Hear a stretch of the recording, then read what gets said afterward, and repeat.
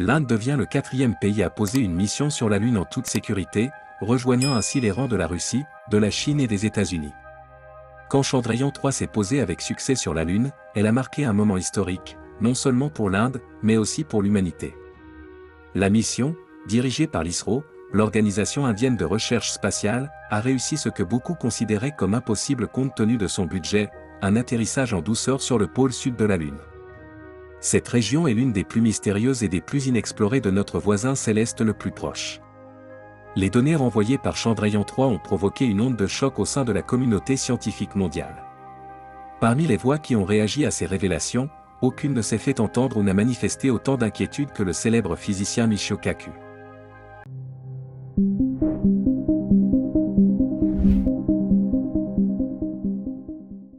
Michio Kaku est depuis longtemps un partisan de l'exploration de l'espace par l'humanité.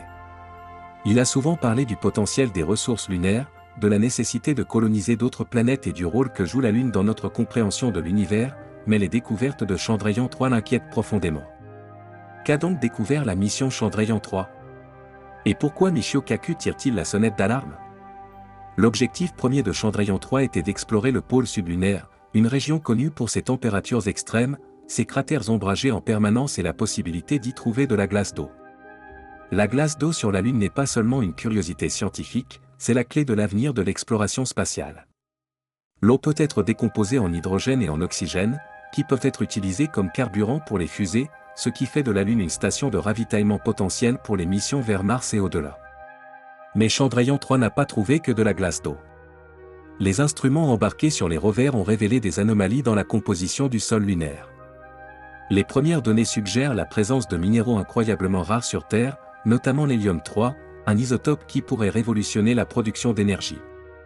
L'hélium-3 a été présenté comme le combustible parfait pour la fusion nucléaire, offrant ainsi une source d'énergie propre presque illimitée.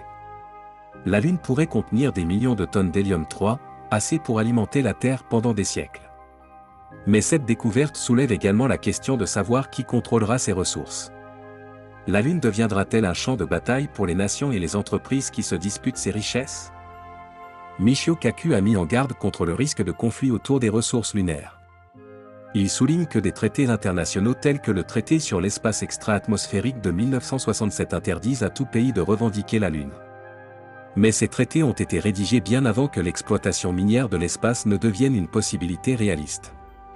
La découverte d'hélium-3 et d'autres minéraux précieux pourrait déclencher une nouvelle course à l'espace, non pas pour l'exploration, mais pour l'exploitation. Au-delà des ressources, Chandrayaan-3 a découvert quelque chose d'encore plus choquant, des anomalies dans le champ magnétique de la Lune. Les instruments du rover ont détecté des points chauds magnétiques localisés qui ne correspondent pas à notre compréhension actuelle de la géologie de la Lune. Certains scientifiques pensent que ces anomalies pourraient être des vestiges d'un ancien champ magnétique, suggérant que la Lune avait autrefois un noyau en fusion, comme la Terre. Mais d'autres ont des théories plus spéculatives. Ces points chauds magnétiques pourraient-ils être liés à des structures souterraines, voire à des preuves d'une activité extraterrestre passée ?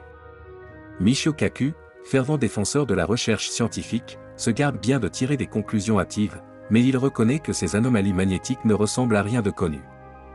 Il a appelé à un effort international pour approfondir ces découvertes, soulignant que la Lune recèle des secrets qui pourraient remodeler notre compréhension de la formation des planètes et potentiellement des origines de la vie elle-même.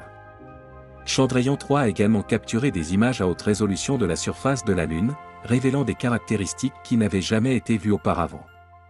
L'une des découvertes les plus intrigantes est une série de formations inhabituelles dans un cratère ombragé. Ces structures semblent avoir une forme géométrique, ce qui a donné lieu à des spéculations sur leur origine. La plupart des scientifiques pensent que ces formations ont été créées par les conditions uniques du pôle sud lunaire, mais d'autres n'en sont pas si sûrs. La possibilité qu'il s'agisse de structures artificielles, de vestiges d'une ancienne civilisation ou de visiteurs extraterrestres, a captivé l'imagination du public. Michio Kaku a abordé ces théories avec un mélange de scepticisme et d'ouverture d'esprit. Il insiste sur la nécessité d'une analyse scientifique rigoureuse, mais reconnaît également que nous ne devons pas écarter la possibilité de découvrir des preuves d'une vie extraterrestre.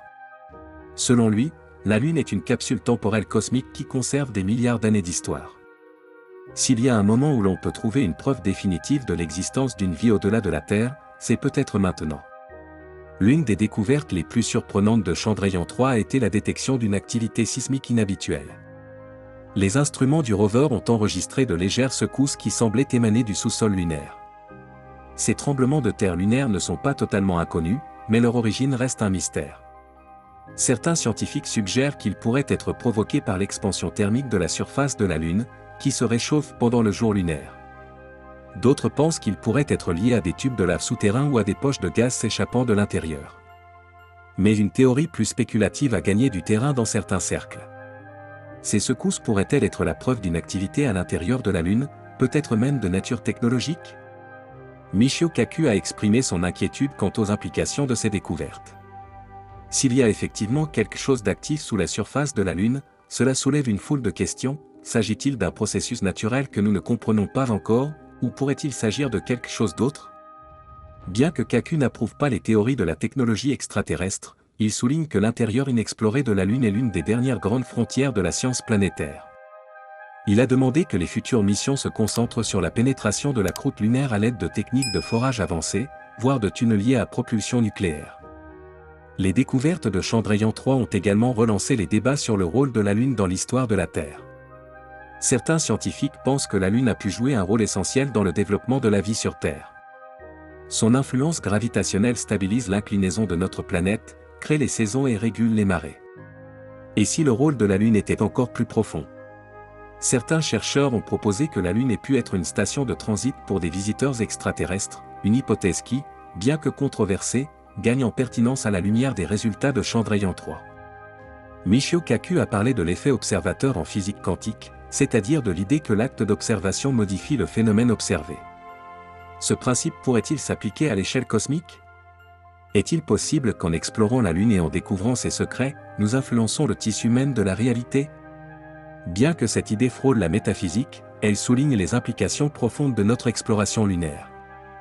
La réaction mondiale aux découvertes de Chandrayaan-3 a été un mélange d'excitation, de curiosité et d'inquiétude. Les médias sociaux ont été le théâtre de spéculations allant de discussions sur la colonisation lunaire à des débats sur la vie extraterrestre. Certains considèrent la Lune comme la prochaine frontière de l'humanité, un tremplin vers Mars et au-delà. D'autres s'inquiètent des implications éthiques de l'exploitation des ressources d'un autre corps céleste. Michio Kaku a souligné la nécessité d'une approche équilibrée. Selon lui, si la Lune offre des possibilités incroyables, nous devons faire preuve de prudence.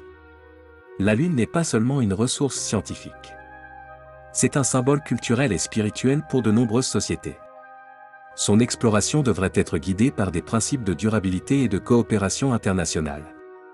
L'une des questions les plus immédiates soulevées par les résultats de Chandrayaan-3 est de savoir ce qu'il signifie pour les futures missions lunaires.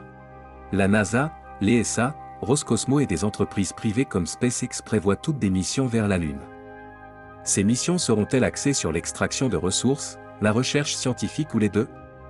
Michio Kaku a appelé à la mise en place d'un cadre mondial afin que l'exploration de la Lune profite à l'ensemble de l'humanité, et pas seulement à quelques privilégiés. Les résultats de Chandrayaan-3 ont également des implications pour notre compréhension de la science planétaire. La Lune est souvent décrite comme un monde mort, mais ces découvertes suggèrent qu'elle pourrait être plus dynamique qu'on ne le pensait. Si la Lune présente des processus géologiques actifs, cela pourrait modifier notre compréhension de l'évolution des planètes et des lunes au fil du temps. Elle pourrait même fournir des indices sur les conditions nécessaires au développement de la vie. Michio Kaku a souligné que l'environnement unique de la Lune en fait un laboratoire idéal pour étudier les questions fondamentales sur l'univers, son absence d'atmosphère et de champ magnétique permettant des observations impossibles sur Terre. Il a appelé à la création d'une base lunaire permanente où les scientifiques pourraient mener des expériences à long terme et préparer des missions vers d'autres planètes. L'humanité est à l'aube d'une nouvelle ère d'exploration spatiale. Les découvertes de Chandrayaan-3 rappellent l'importance de la curiosité et de la recherche. La Lune, autrefois considérée comme une terre stérile, se révèle être un trésor de connaissances scientifiques et philosophiques. La réaction des scientifiques à ces découvertes met en évidence les implications profondes qu'elles ont pour notre compréhension du cosmos et de la place que nous y occupons. Selon Michio Kaku, la Lune n'est pas seulement une destination, c'est une porte sur l'univers.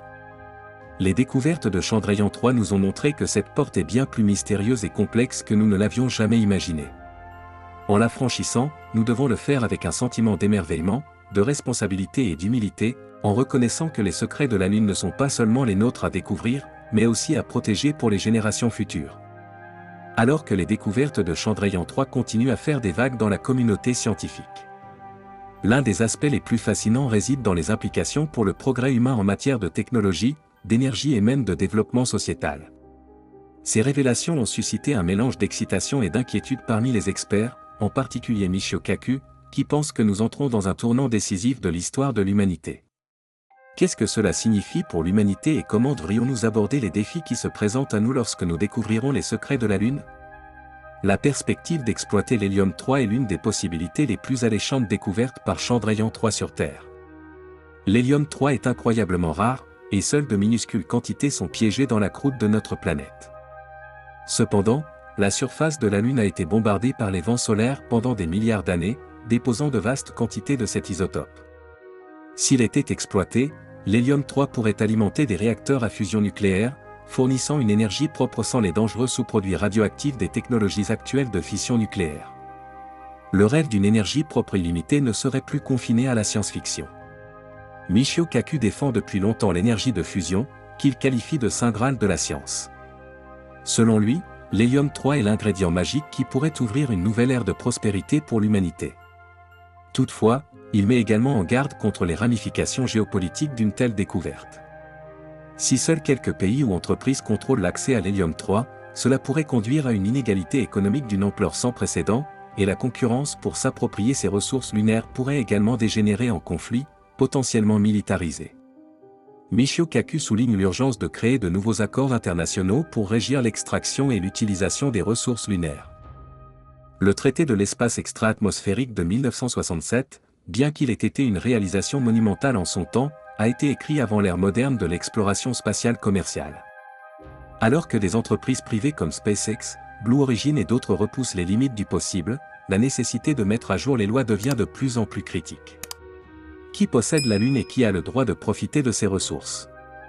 Ce sont des questions auxquelles l'humanité doit répondre avant que l'exploitation ne commence pour de bon. La découverte de l'hélium-3 pourrait résoudre la crise énergétique de la Terre, mais il reste des défis à relever. L'extraction de l'isotope à partir du régolithe lunaire est un processus complexe et gourmand en énergie. Il nécessiterait une infrastructure massive sur la Lune, comprenant des équipements d'extraction, des installations de traitement et des systèmes de stockage. Michio Kaku estime que l'intelligence artificielle et la robotique joueront un rôle crucial dans cette entreprise.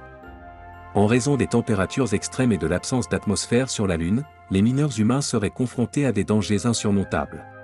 Des machines autonomes capables d'opérer dans des conditions difficiles pourraient être la clé de l'exploitation du potentiel de la Lune au-delà des ressources. Les données de Chandrayaan-3 ont fourni des informations sans précédent sur la géologie de la Lune. Le rover a identifié des formations rocheuses uniques, comme on n'en a jamais vu sur la Lune ou sur la Terre. Ces roches riches en minéraux rares pourraient fournir des indices sur la formation de la Lune et son histoire ancienne. Certains scientifiques pensent que la Lune s'est formée lorsqu'un objet de la taille de Mars est entré en collision avec la Terre il y a des milliards d'années. Les débris de cet impact se sont rassemblés pour former la Lune. Toutefois, les nouvelles découvertes suggèrent que l'histoire de la Lune pourrait être plus complexe. Michio Kaku a souligné l'importance de comprendre les origines de la Lune, non seulement par curiosité académique, mais aussi pour des raisons pratiques.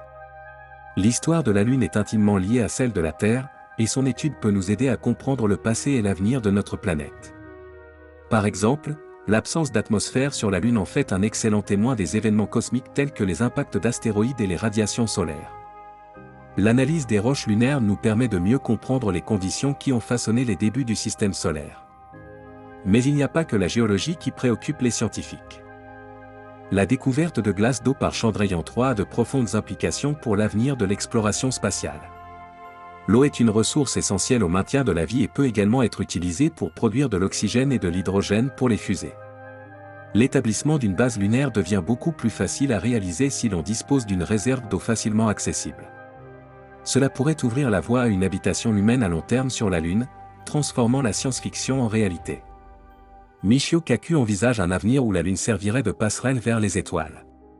Une base lunaire permettrait non seulement de soutenir la recherche scientifique, mais aussi de servir de rampe de lancement pour des missions vers Mars et au-delà. La faible gravité de la Lune en fait un lieu idéal pour la construction et le lancement d'engins spatiaux. En assemblant des vaisseaux en orbite lunaire et en les alimentant avec des ressources extraites sur la Lune, l'humanité pourrait réduire considérablement le coût et la difficulté des voyages interplanétaires. Cependant, Kaku met également en garde contre les implications éthiques de la colonisation de la Lune. Il affirme que l'humanité doit aborder cette nouvelle frontière avec prudence et respect. La Lune revêt une importance culturelle et spirituelle pour de nombreuses sociétés, et son exploration devrait être guidée par des principes de gestion et de durabilité. Kaku plaide en faveur d'un effort international visant à garantir que les bénéfices de l'exploration lunaire soient partagés équitablement entre toutes les nations. Les découvertes de Chandrayaan-3 ont également relancé la recherche de vie extraterrestre. Les anomalies magnétiques détectées par le rover ont conduit certains à spéculer sur la possibilité d'une activité extraterrestre ancienne sur la Lune. L'absence d'atmosphère et d'activité géologique sur la Lune en fait un excellent conservateur d'artefacts. Si des extraterrestres venaient à visiter notre système solaire, la Lune serait l'endroit idéal pour laisser des traces de leur présence. Michio Kaku a exprimé un optimisme prudent quant à la recherche d'une vie extraterrestre. Il souligne que même si les chances de trouver des preuves directes sur la Lune sont minces, la possibilité ne peut être écartée. La proximité de la Lune avec la Terre en fait une première étape logique dans la recherche d'une vie extraterrestre. Kaku estime que la découverte d'une vie microbienne, même si elle provient du passé de la Terre, serait l'une des révélations les plus profondes de l'histoire de l'humanité. Elle confirmerait que la vie peut exister au-delà de notre planète et ouvrirait la voie à l'exploration d'autres corps célestes avec une vigueur renouvelée. L'activité sismique détectée par Chandrayaan-3 a ajouté une nouvelle couche de mystère à l'histoire de la Lune. Ces tremblements de terre, plus fréquents et plus intenses que prévu, ont déconcerté les scientifiques. Certains chercheurs pensent qu'ils pourraient être dus au tassement de la croûte lunaire après des milliards d'années de refroidissement. D'autres suggèrent que les tremblements de terre pourraient être liés à des tubes de lave souterrains ou à des réservoirs de gaz cachés. Mais la théorie la plus intrigante est que ces tremblements pourraient être la preuve d'un phénomène actif sous la surface. Michio Kaku invite à la prudence dans l'interprétation de ces résultats, mais reconnaît leur importance potentielle. Si la Lune présente des processus géologiques actifs, cela remet en question notre compréhension de ce qu'est un monde mort. Cela soulève également la possibilité de ressources cachées ou même de formes de vie sous la surface. Kaku a demandé que les futures missions se concentrent sur l'exploration de l'intérieur de la Lune, en utilisant des technologies de pointe pour forer sa croûte et étudier sa composition. Les images haute résolution de Chandrayaan-3 ont également révélé une nouvelle perspective sur la surface de la Lune. Le rover a capturé des images étonnantes de cratères, de crêtes et de vallées, dont certaines n'ont jamais été vues auparavant. Parmi ces caractéristiques, on trouve des formations mystérieuses qui semblent défier toute explication naturelle. Alors que la plupart des scientifiques pensent que ces structures sont le résultat de processus géologiques. Leurs formes géométriques ont alimenté les spéculations sur leur origine. Michio Kaku a abordé ces théories avec un mélange de scepticisme et de curiosité. Il insiste sur la nécessité de la rigueur scientifique, tout en encourageant l'ouverture d'esprit. La surface de la Lune est une toile vierge façonnée par des milliards d'années d'événements cosmiques. Pour comprendre ces caractéristiques, il faut non seulement une technologie de pointe, mais aussi une pensée créative. La réaction mondiale aux découvertes de Chandrayaan-3 a été extrêmement positive, les scientifiques et les enthousiastes célébrant le succès de la mission. Toutefois, les découvertes ont également soulevé d'importantes questions sur le rôle de l'humanité dans l'univers. Michio Kaku a souvent parlé de la perspective cosmique, de l'idée que la compréhension de notre place dans l'univers peut inspirer un sentiment d'unité et d'utilité. Il y croit.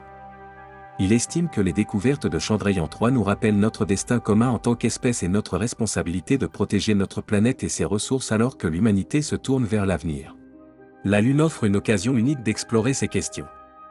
Chandrayaan-3 nous a montré que la Lune n'est pas un simple rocher sans vie, mais un monde dynamique et complexe qui a le potentiel de remodeler notre compréhension du cosmos. Les idées de Michio Kaku nous rappellent que le voyage vers la Lune n'est pas seulement une question de découverte scientifique, mais qu'il s'agit aussi d'embrasser l'émerveillement et le mystère de l'univers. Les découvertes de Chandrayaan-3 marquent le début d'une nouvelle ère dans l'exploration lunaire. Alors que nous continuons à découvrir les secrets de la Lune, nous devons le faire avec un sentiment d'admiration et de responsabilité, en reconnaissant que la Lune n'est pas seulement une destination, mais un pont vers les étoiles. Pour reprendre les mots de Michio Kaku, la Lune est notre tremplin vers l'univers et nous rappelle que nous faisons partie de quelque chose de bien plus grand que nous.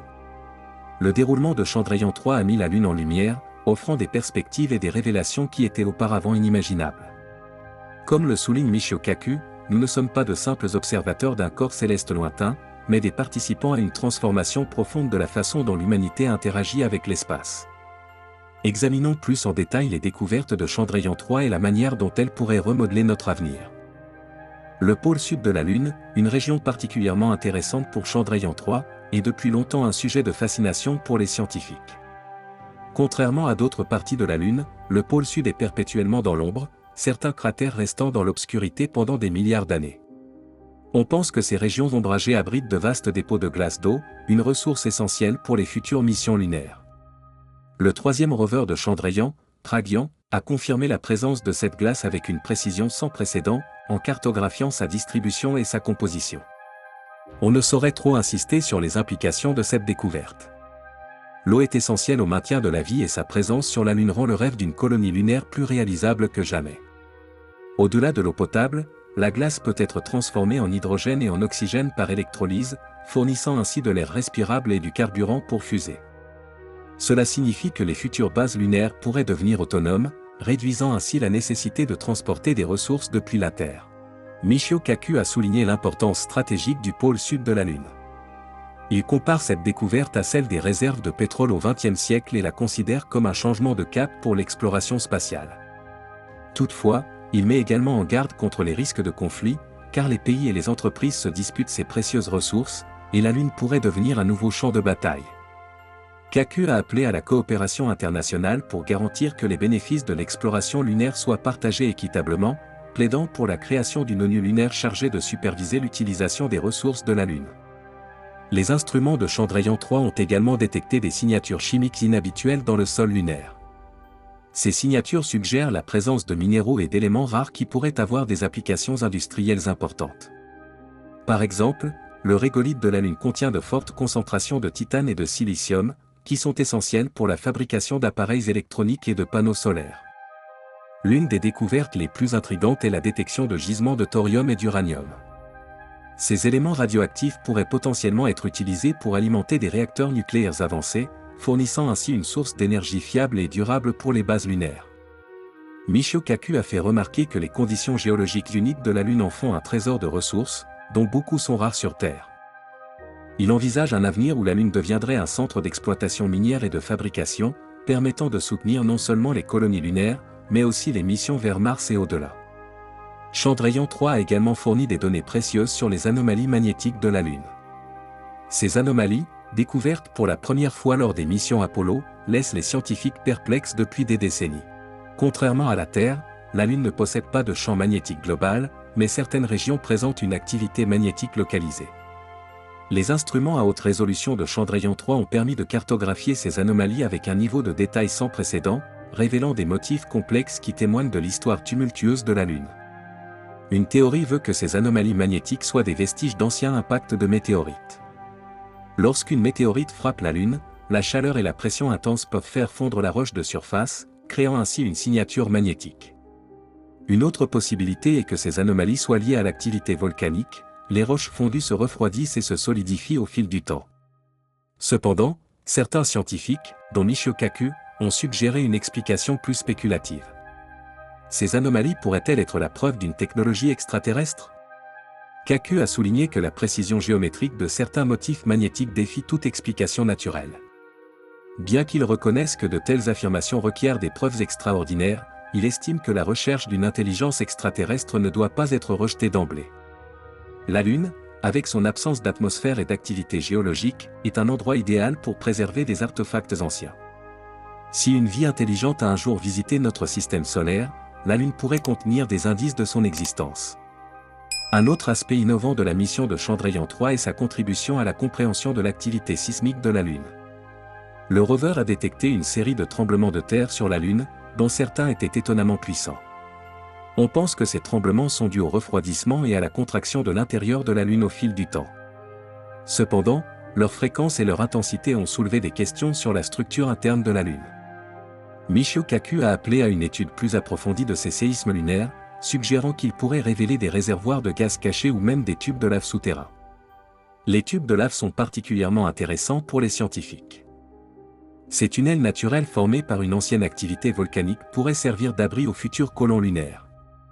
Ils offrent une protection contre les radiations, les micrométéorites et les températures extrêmes, ce qui en fait des lieux idéaux pour la construction d'habitats. Les découvertes de Chandrayaan-3 ont également ravivé l'intérêt pour la possibilité d'une vie passée sur la Lune. Bien que la Lune soit actuellement inhospitalière, certains scientifiques pensent que les conditions ont pu être plus favorables il y a des milliards d'années. Pendant la période de bombardement lourd tardif, la surface de la Lune a été soumise à d'intenses impacts de météorites, qui auraient pu apporter de l'eau et des molécules organiques provenant de comètes et d'astéroïdes. Si une vie microbienne a existé sur la Lune, elle pourrait encore être préservée dans les anciens dépôts de glace. Michio Kaku a exprimé un optimisme prudent quant à la recherche d'une vie passée sur la Lune.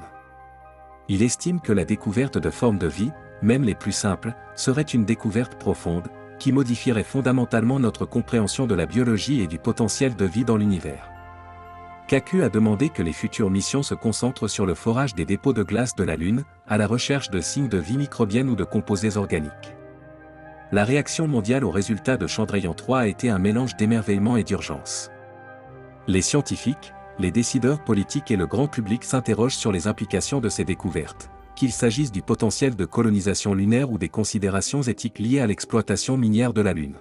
Michio Kaku a souligné la nécessité d'une approche équilibrée, qui donne la priorité à l'exploration scientifique tout en respectant l'importance culturelle et spirituelle de la Lune.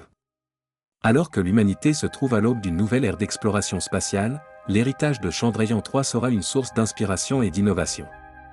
La mission nous a montré que la Lune n'est pas seulement une Terre stérile, mais un monde dynamique qui a le potentiel de transformer notre avenir. Les réflexions de Michio Kaku nous rappellent que le voyage vers la Lune ne se limite pas à la technologie.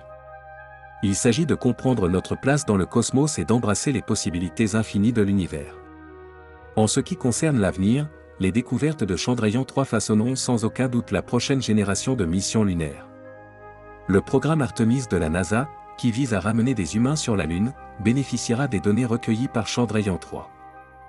L'Agence spatiale européenne, la Chine et la Russie prévoient également des missions lunaires ambitieuses, chacune contribuant à l'effort mondial croissant pour percer les secrets de la Lune. Michio Kaku a comparé cette nouvelle ère d'exploration à l'ère des découvertes, lorsque les explorateurs européens ont entrepris de cartographier le monde. Tout comme ces voyages ont modifié notre compréhension de la Terre, l'exploration de la Lune redéfinira notre compréhension du cosmos. Kaku pense que les découvertes de Chandrayaan-3 ne sont qu'un début, un prélude à des révélations encore plus importantes qui nous attendent dans le futur. L'une des perspectives les plus enthousiasmantes est le potentiel de collaboration internationale. Les défis de l'exploration lunaire sont trop importants pour qu'un pays puisse les relever seul. En mettant en commun leurs ressources et leur expertise, les pays peuvent réaliser plus de choses ensemble qu'ils ne pourraient le faire individuellement. Michio Kaku a appelé à une nouvelle ère de coopération, qui transcende les frontières nationales et unit l'humanité dans la poursuite de la connaissance. Alors que nous continuons à explorer la Lune, nous devons également prendre en compte les implications éthiques de nos actions. La Lune est un patrimoine commun de l'humanité et ses ressources doivent être utilisées de manière responsable. Michio Kaku a exhorté les scientifiques et les décideurs politiques à adopter une perspective à long terme, en reconnaissant que les choix que nous faisons aujourd'hui façonneront l'avenir de l'exploration spatiale pour les générations à venir.